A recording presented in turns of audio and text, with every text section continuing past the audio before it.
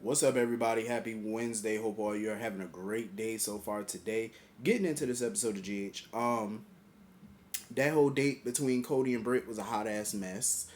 Um, Britt was over it. She was over that date the second she got to the date. She was over it. Like, as soon as she walked in, she was just like, "Listen, I don't think this is a good idea. Let me go." And he kept trying to get her to stay and stuff like that. My thought was, Britt, you already got all dressed up for this. You done put on a dress and some heels or whatever. You done got dressed for this. You might as well stay and just see the date through. Um, because Cody was trying to get her to open up. Because Britt had her walls up. Like, she was very guarded. Um, and it's gonna take some time for her to, be more open, be more unguarded, and let her walls down around a guy. It's just gonna take a little bit more time. But Cody did try to open her up to new things because he was like, come pet the horse or whatever, because she don't like horses. Um, and she was gonna do it because he talked her into it. He was like, you gotta try new things, which is true. You got try new things in life. Be adventurous, be open. And she was gonna do it, but as soon as she got close to that horse, she just started freaking out. She was like, "Nah, this ain't a good look. I need to go." She said, "Yeah, we not a match." She was over it. But once they sat down to talk and stuff, she just started, getting straight to it. She was like, "So what do you want out of life?" He definitely answered the question and said things that he thought she wanted to hear. Because a lot of women want to hear, "Oh, you looking towards the future, like you want a family, like you're not dating just to date, like you want a wife, you want a child, or you want kids." That's what he thought she wanted to hear. And he was like, "Oh, I want a partner, I want some kids." Britt was like, "Listen, slow your roll." She freaked out about the kids part and all that stuff because she was like, "Listen, I hope you find some boring wife that's gonna give you a boatload of kids, but it ain't gonna be me." Uh, she said, "I ain't popping no kids out this cootie cat. It ain't gonna happen." Britt was not playing. She said, She said, "Ain't no human coming out of this Hello Kitty. It ain't gonna work." Mm-mm. And she figured that that's what he was doing, trying to say shit to make because that's what he thought she wanted to hear. And she was like, "What kind of game are you playing?" Because she really wanted to know from him, like, what is it that you want from me? Like, what do you expect from me? Because he had called Spinelli before Britt got there, talking about, "Oh, I need some information on her to secure me a second date." And I am so glad Spinelli hung up on him and said, "Listen, I'm not giving you no info. I'm not helping you." Click. I am so glad because I am so over Cody trying to use Spinelli to get to Britt and stuff like that, trying to blackmail him and stuff. It's so annoying. It's like, dude, if you want a second date, just be yourself. That's all you can do.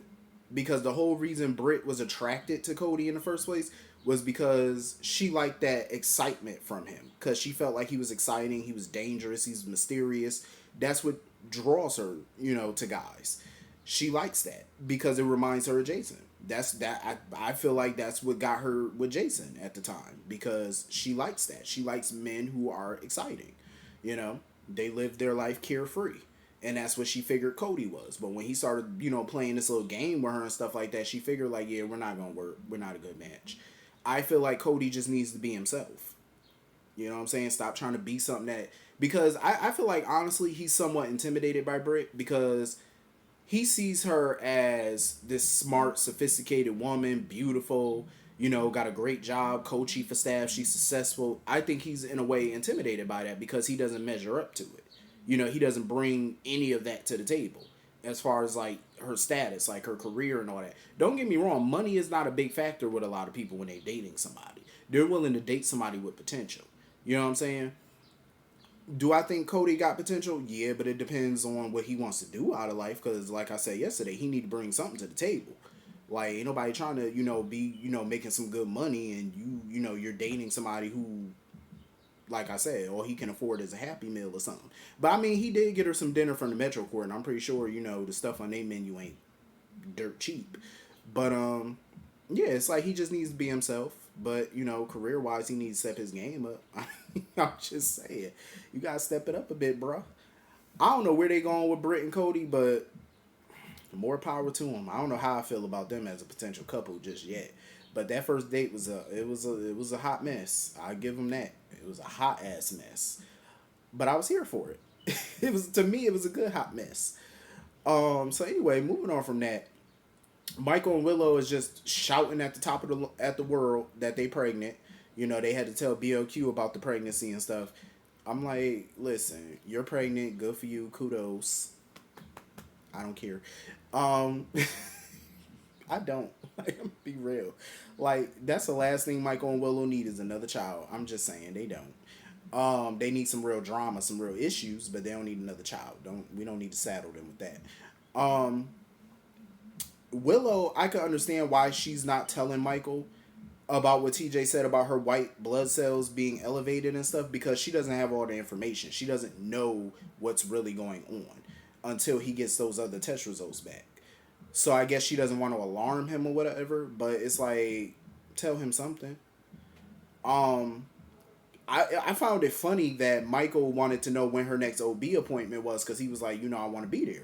And to me, it was a red flag. Michael should have picked up on that when Willow said, "Oh, you don't have to go to all my appointments with me."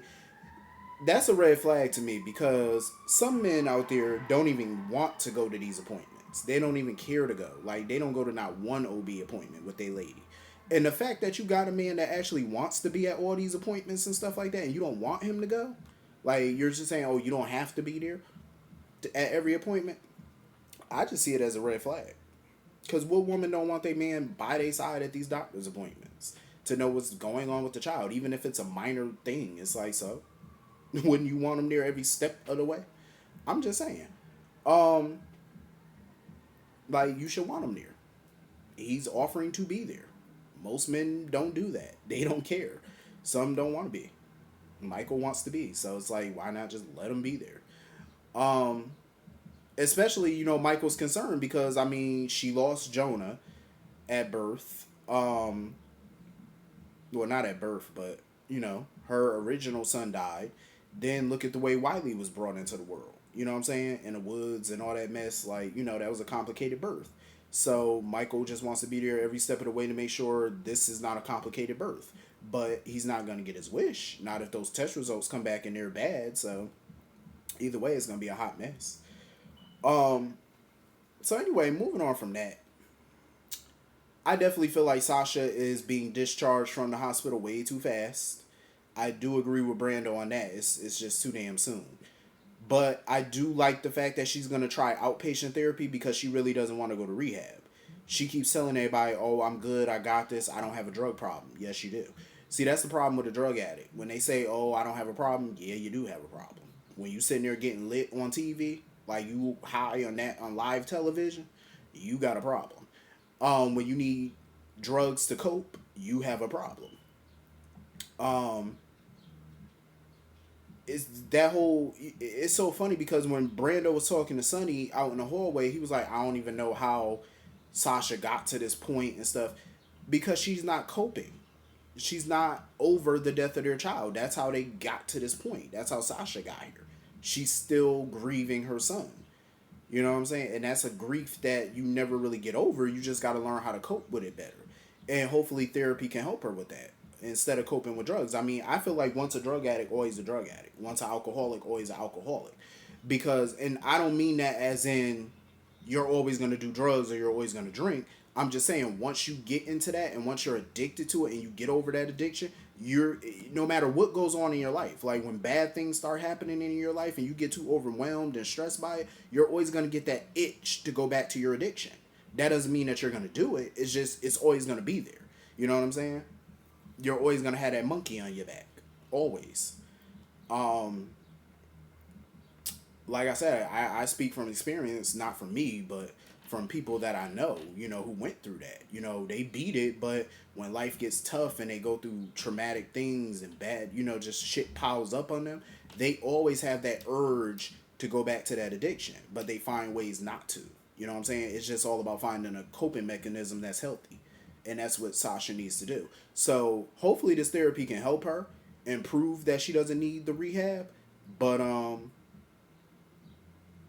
I mean, if therapy may not be enough for her, I think she may need to go to rehab, and continue to do the therapy. I think she should, honestly. Nina was there trying to talk to her and stuff like that, and she just broke down in Nina's arms because she keeps thinking about Liam. Like she wants to live in that fantasy that Liam is still around and she can hold him, and she just got to get help for that. So hopefully they can work that out. Um, Sonny is ready to go after Felty.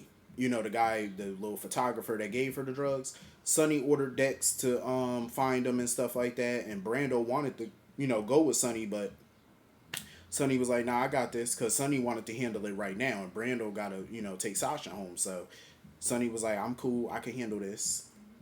But Sonny need to open his eyes to Mr. Dex, because the last thing he needs to do is do something incriminating around Dex, because what if Dex records it or whatever and he turns that over to Michael? So Sonny need to be a bit careful around that when he doing his mob business and stuff around Dex. Like, you really got to be careful with that mess. Um. So anyway, moving on from that, we finally get to see the Hornet Star. Um. They're having like open mic night and stuff like that. It's good to see the Hornet Star. I miss it. I think Lulu got a manager there that's been running things. But I'm happy to see it open again and everybody, getting dressed up, showing out. I'm glad Epiphany showed up, because it's good that Marshall got her out the house and her head out them books, because she's been studying crazy hard for the MCATs. Um, and she felt like she should still be studying for the MCATs, but I'm like, no, you need a break. At one point, because you don't want to just be, work, work, work, work, work. You got to get out and have a good time once in a while. Um, so I'm glad she did, get her mind off the books for a night. And it's always great to see Epiphany sing. Like, I love when Epiphany hops on stage and sing. And of course, Epiphany did her thing. Her voice is so heavenly. I love Sonia Eddy. Like, her voice is just magnificent. Um, Maxie. Maxie needs to listen to Spinelli. Um, this is the part of Maxie that I don't like. She was all concerned about Spinelli because she knows Spinelli is hiding something from her.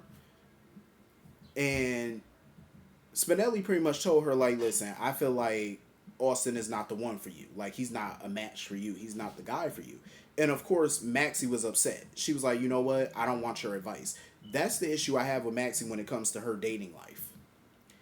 Every time somebody who knows her well, who's known her, if not all her life, but known her a good chunk of her life, like they know her pretty well, they always try to look out for her and tell her, like, this guy may be bad for you, or, I get bad vibes from them. She never wants to listen until the very last minute. You know what I mean? She was told that about that hippie dude that she was dating. I forgot his name. Little hippie one. When, Nathan first started on the show and stuff like that. And then when people was telling her about Peter, they tried to warn her about Peter. She didn't want to listen. Look what happened. This is what happens when she doesn't listen. So at this point, I'm just like, you know what, Spinelli, I understand that's the mother of your child, and you want to look out for her and look out for your child, but let her be. She want to be a fool again? Let her be a fool. Because Austin is definitely hiding something. The what, we don't know. But while they were at the Hornet Star, he was getting these strange text messages, and now he's meeting up with the same dude that he met up with at the woods. And he was like, oh, we can't be seen together. And asking him, why is he there? I'm like, sir, you need to... Maxie need to open her eyes to these dudes. Like, you really do. Because Austin is definitely hiding something. And I'm curious to know, what is he up to? So, anyway, moving on from that. I totally understand where Chase is coming from, because he was not answering none of BLQ's phone calls, text messages, voicemails. She left him a slew of calls, and he wasn't answering none of them. And Finn just basically told him, like, listen, if you don't want to sing, just tell BLQ you don't want to sing. I think it's because he's not used to the spotlight. He's worried. Are the people there going to love him? Are they going to boo him? Like, he's just worried. Not everybody is used to that. Like, that's a lot of pressure. But he went up there and killed it. You know what I'm saying? Like, Link is still a little slimy little fucker. He's sitting there talking about, oh, this is a tough crowd and all that stuff. I'm like, Link, go somewhere and slick your hair back and go sit down somewhere. And that was all a part of BLQ's plan, because she was hoping that once Chase killed it on stage, Link would take notice of it. And Chase did his thing. Michael and Willow showed up and stuff like that. They were applauding. They liked it. Everybody liked it. He did his thing on stage.